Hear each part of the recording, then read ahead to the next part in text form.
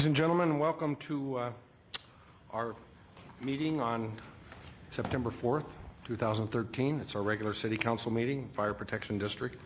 I'd like to ask our Mayor Pro Tem Sam Spagnuolo to lead us in the pledge to our flag. Hey, please join me in saluting our flag, pledging our allegiance to our country. I pledge allegiance to the flag of the United States of America and to the republic for which it stands, one nation, under God, indivisible, with liberty and justice for all.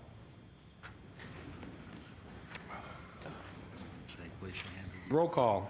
Mayor Michael is present. Mayor Pro Tem Sam Spagnuolo. Here. Council members Bill Alexander. Here. Mark Steinor. Present. And Diane Williams. Here. Okay. We now move on to public communications. This is a time and place for the general public to address the City Council and Fire Protection District on any item listed or not listed on the agenda. Comments are to be limited to 5 minutes per individual or less, as deemed necessary by the chair, depending upon the number of individuals desiring to speak.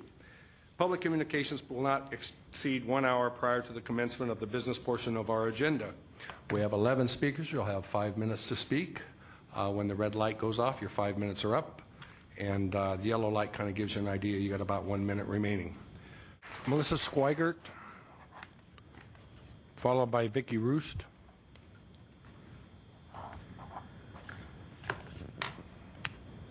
Good evening, Mr. Mayor and City Council. My name is Melissa Schweigert. This is my third time speaking to you about the Rancho Cucamonga Animal Shelter. Although this time, after 5 long months, I am happy to share with you that I'm finally an official volunteer for the shelter. During my 5-month journey, there were many hoops I had to jump through to become a volunteer. While I'm happy to be an active volunteer and fear retaliation from shelter management for speaking to you, I decided to speak to you again because I think it is just ridiculous that it should take 5 months to volunteer at an animal shelter, and it is my hope that you can help streamline the volunteer process. Again, I will state that it is ridiculous that the City of Rancho is requiring background checks and fingerprints to walk dogs for the shelter, but not to volunteer at a large citywide event. I'd like someone to explain the logic behind that to me. In my case, I know the shelter is not happy to have me as a volunteer due to my affiliation with that group. Shortly after my initial interview in March with Shelter Director Veronica Fincher, I participated in that group's rally to make the public aware of what is happening at the shelter. During the rally, I did notice my picture being taken, but didn't think too much of it. The next day, the Rancho PD called me to let me know my fingerprints had been canceled by the shelter. After a week of trying to get answers from Veronica Fincher and volunteer coordinator Barbara Hansen, I was told by the shelter that the PD was very busy, but I could reschedule. After rescheduling and having my fingerprints clear, I thought it would be smooth sailing. I had no such luck. I was contacted by Ms. Fincher, who requested a second interview to go over policies and procedures before she could allow me to attend the dog walking classes. During this interview, Ms. Fincher and Field Officer Linda Wizarek showed me several printed pictures of myself at the rally and read comments I had liked on that group and Pet Connect's Facebook page, questioning why I had liked the comments and what they meant. Yes, it's true that that group differs with what the shelter management says, but for everything that group shares with council, posts on their Facebook page and website, they have evidence and public records to back them up. While I understand that Facebook and the internet are public forums, I do find it bothersome that a shelter employee or even a volunteer would spend time during their day to hunt down and print information on me that they did not agree with. Just think of the animals that could have been walked or tended to in the time that it took them to dig through my posts. I also have to wonder, am I the only one the shelter felt compelled to compile information on prior to even becoming an official volunteer? Also, what harm am I doing by liking comments? Will that impair my ability to walk dogs? I do not know if any other new volunteers were asked to go on a second interview, but what I do know is that the Rancho Animal Shelter most definitely does not value their volunteers, and that's sad. After all, we're willing to use our time to provide the shelter with resources they otherwise would not have. On the 2 occasions I've had time to walk dogs at the shelter, I walked with other that group members, and in our 2.5 hours at the shelter, we were able to get out 11 dogs the first time and 7 the next time. I think an effective leader should be receptive to new ideas and understands when changes need to be made, even if those ideas or contrasting views come from non-paid employees. I am well aware that choosing to speak to you again and illustrating my negative experiences in becoming a volunteer has likely put my volunteer status in jeopardy, and I might end up like the other fired volunteers. I sincerely hope not, though, as I do enjoy walking the dogs for the shelter, and I hope it's something I still have the opportunity to do. Despite this, I feel that it is important that you are aware of the issues volunteers have to go through, and it is my hope that at some point you'll begin to care and take action. Thank you. Vicki Roost, followed by Dana Keithley.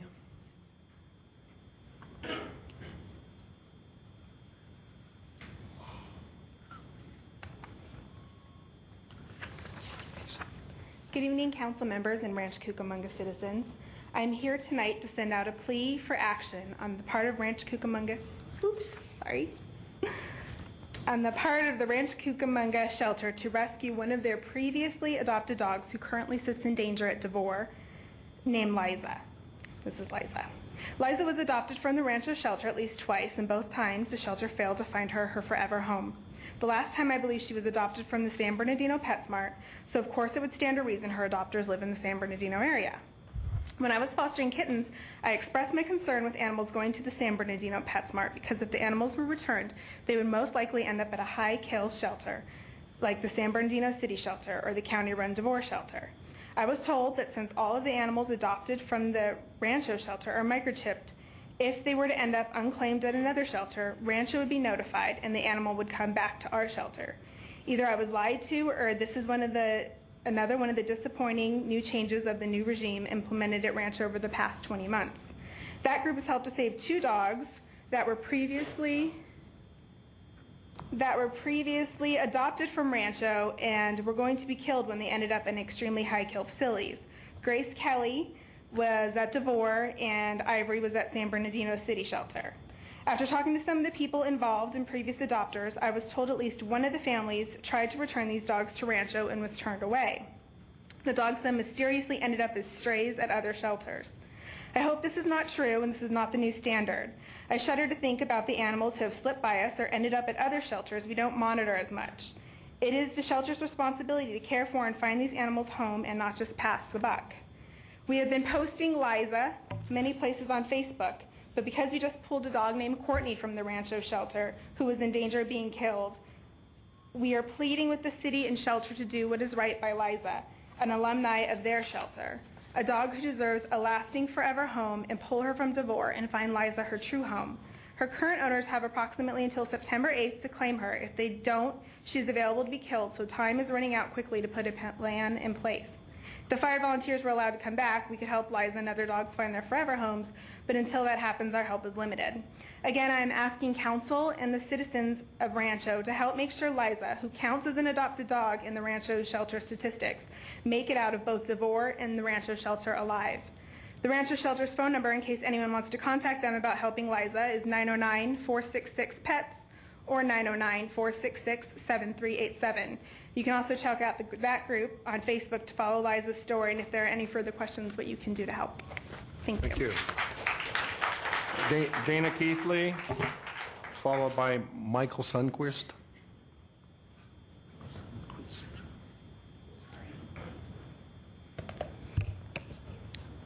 Good evening, City Council, members of the public. Today is September 4th, 2013. A Texas judge ordered Lance Armstrong to answer doping questions. For more than 15 years, Armstrong faced persistent allegations of drug doping, which he strongly denied until January 2013, when he was forced to finally admit the truth. During the years he was being accused, he was highly critical of his outspoken opponents, who were telling the truth all along. I parallel Rancho Cucamonga's quest to have their shelter perceived as one of the best, when sadly it is not. We have proven again and again with records requests that more animals in fact died in 2012. A dog named King suffered for months and died due to medical neglect. Videos drastically cut, and large dog play groups a pittance to what it once was. Volunteer orientation and interviews, like Ms. Schweigert has just pointed out, that would make J. Edgar Hoover proud. And the dogs are the ones that pay the price and not getting out of their kennels. Mr. Mayor, you stated in your heart of hearts that you know that one day the shelter will be recognized nationally, much like our wonderful library. And I'm sure City Manager John Gillison is working on that. But just like Lance Armstrong, it will be given on a lie, and you'll be duping your citizens. In the case of Lance Armstrong, it took many years for the truth to come out. But the truth always does. In the case of Rancho Cucamonga, we will keep exposing the propaganda until the truth does come out. It was posed by a speaker at the last council meeting, a question to that group: what do we want? We want for dogs to get out of their kennels daily, and not just for photo ops and festivals. For dogs to be trained, playgroups to be happening every day, videos, off-site adoption events, and not just once in a while to make their story look good. We had done this all for free. We had some great ideas. We put TVs in certain facilities around Rancho Cucamonga. Rancho Regional, one of our wonderful vet services in Rancho Cucamonga, we had gone to them to see if they'd be willing to play some of our adoption videos. Luckily, they already have TVs in all of their offices, but they did offer to play the DVD videos that we made of the dog adoption videos, and it was a great help. But I think that program has since ended. We had also purchased a TV through money that was raised, outside of the shelter, was not costing the city any money, to donate to Euphoria, one of our other businesses in the city, to again play some DVDs and help showcase some of the animals, but that ended up falling through. So again, it would not come down to costing any money as long as you're allowing volunteers to come in and help. But if you want to talk about wasted money, why are you paying a kill director and her leadership team such high salaries? I mean, between our city manager and our shelter director, the city is paying almost $500,000 for 2 salaries and all their benefits. The duping will one day be exposed, and just like Lance Armstrong, it's going to be under this city council's watch.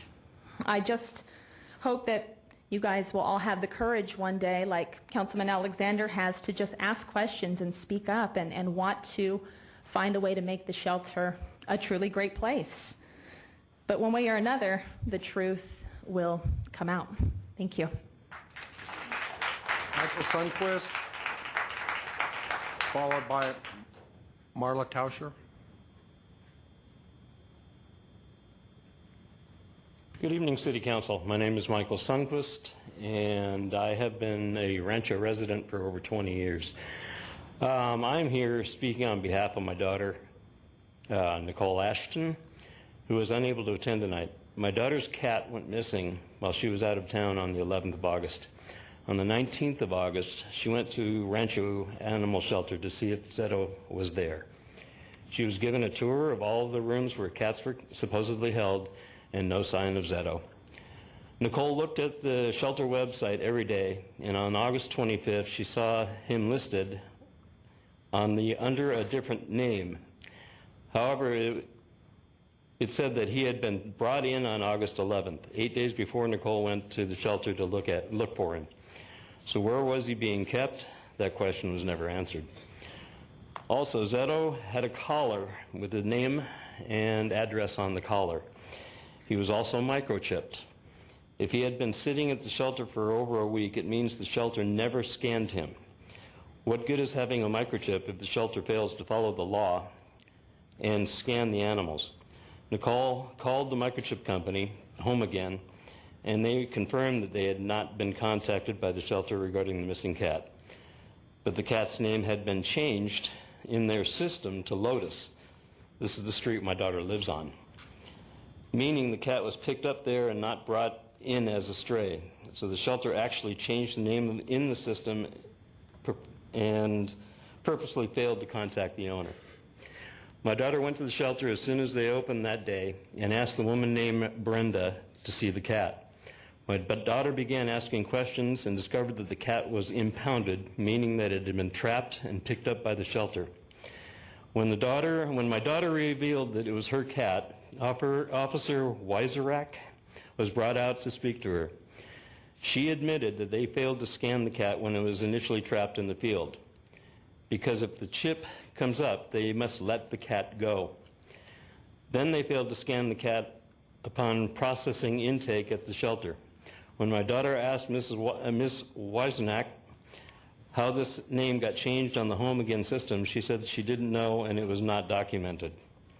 The shelter staff apologized profusely, but this does not change the fact that if my daughter had not been so vigilant in finding her cat and was waiting for the shelter to do their job, Zeto could have been adopted out, or worse yet, killed. All because several people failed to follow the law, specifically the Hayden Law, Hayden Act. How many other animals has this happened to? When I tried to contact the director of the shelter to get an answer regarding the laws that her facilities are supposed to be governed by, I could not get a simple yes or no answer. It leads me to believe that transparency and accountability are lacking, as well as blatant disregard for state law. Thank you very much. Thank you. Marla Tauscher, followed by Dorothy Birchfield. Good evening, Council. My name is Marla Tauscher. I'm an animal attorney, as you know. I've given you all a handout that actually contains the relevant law on microchipping. It was enacted in 2000. It's under Food and Agricultural Code 31108, subsection C. It specifically requires that during the holding period required by this section, which is, as you well know, is 72 hours, and prior to the adoption or euthanasia of a dog impounded, a public or private shelter shall scan the dog for a microchip that identifies the owner. This is not optional. This was clearly not done, and this is only one time where they got caught not doing it. This, unfortunately, is not the first time I've heard of this happening. And it's one of those things that, you may think is not a problem, but the fact is you'll never know. You can't prove a negative. This is a time where this owner was very, very lucky. She happened to find out. But this cat could have easily been killed by the shelter. She never would have been contacted. She wasn't contacted. She contacted them and was very persistent. So like I said, the shelter can say this has never been a problem for us. I've heard that from another shelter. But you don't know that that's never been a problem because you can't prove it. This is a very serious thing. It is so easy to scan for a microchip, and there's just no excuse for not doing it, and it is not optional. It is the law. It is a state law. The other thing I wanted to discuss with you is Food and Agricultural Code down below that, 31754, which I've talked to you about this at least twice. This is killing owner-relinquished animals. It is illegal. You can see it. It says any animal relinquished by the purported owner that is of a species impounded by public or private shelters shall be held for the same holding periods with the same requirements of care applicable to stray dogs and cats. You cannot bring in your animal. The shelter cannot kill an animal that an owner brings in and simply doesn't want anymore. That animal must, by California law, be given the same opportunity for adoption as a stray or any other animal. Yet, between January and July of 2013, the shelter killed 28 dogs, 7 cats, and 4 small animals, rabbits, and small pets, because some people brought them in to be killed. I'm not telling you that I don't like this. This is not my opinion. This is the opinion of the state legislature. These are laws. They're not optional. And I don't know why it's so difficult to get this through to you. We've been here week after week after week. I have come to you never with my own opinions. I have come to you with facts and with laws. That's what I deal in. And I don't know why it's so difficult to get that through to you. I don't know why you don't listen. I really don't. It's unbelievable to me that somebody can come to you and tell you laws and show you facts and figures. These are from your records. This is from a public records request from July. I mean, these are your records. It's amazing to me that you can sit here and you can argue with us, or you can completely discount us and dismiss us when we're dealing with facts and not opinion. And again, these are not optional. These are laws that have to be filed. I don't know. They have to be followed. I don't know what you're waiting for. I really don't. I don't understand why it's okay with you that you have public employees that routinely violate laws and or just flagrantly disregard them. I don't understand it. It's unfathomable to me. It's unprofessional. And the fact that you're paying them to violate laws and you know it is unbelievable. Thank you. John Lyons.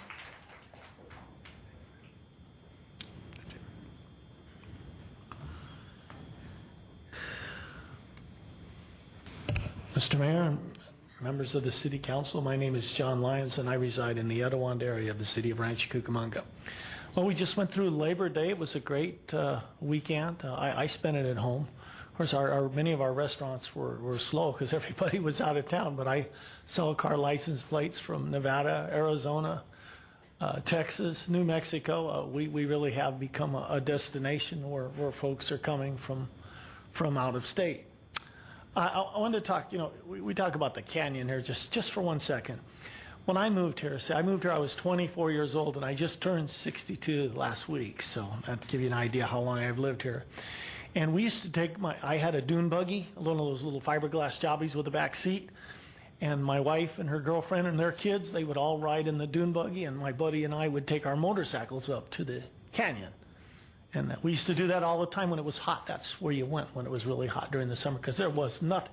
7-Eleven was 10 miles away, and there was nothing out here when I moved out here. You had to drive to Upland over there by where Pep Boys is. That's where the store, that was a Vaughn's store, a Safeway across the street. I mean, there was nothing out here, really. It was all farmland.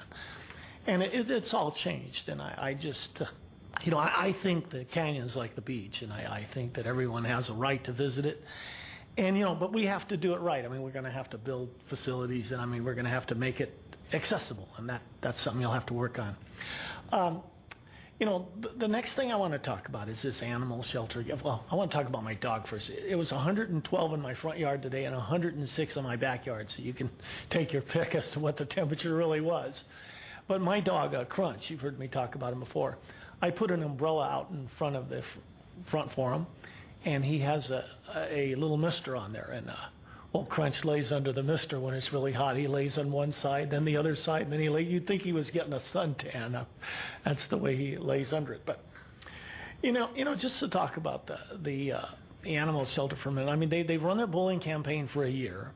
And they had this cloak and dagger campaign that they went in there and got records. I don't know what they were doing, but that may have lasted 1 to 2, maybe 3 years. And it's unbelievable that volunteers would go in with the intent to go after an agency. I mean, any other government agency, these people would be in jail. You went into any other government agency and had intentions to do something, it just wouldn't happen. And I don't know, it's different, I guess, in an animal shelter, but.